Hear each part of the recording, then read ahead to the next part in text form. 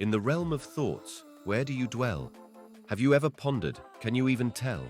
Neville Goddard, with wisdom profound, unveils the secrets that in us are bound. Where are you from? His lecture exclaims, a journey of exploration, no one to blame. He delves into the essence of our being, guiding us to a truth worth seeing. With words so captivating, he takes us deep, awakening our souls from a slumbering sleep. The power of imagination he reveals, unveiling the magic that our reality conceals.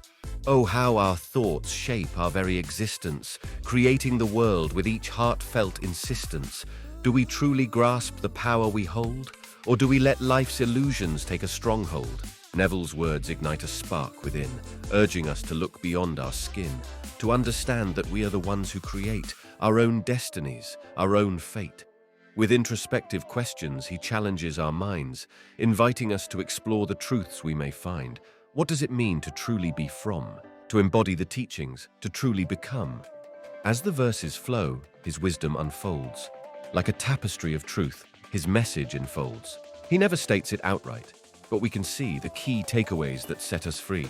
And as the poem nears its end, a call to action, my dear friend. Subscribe for more valuable content, we implore. Transform your life, unlock your inner core.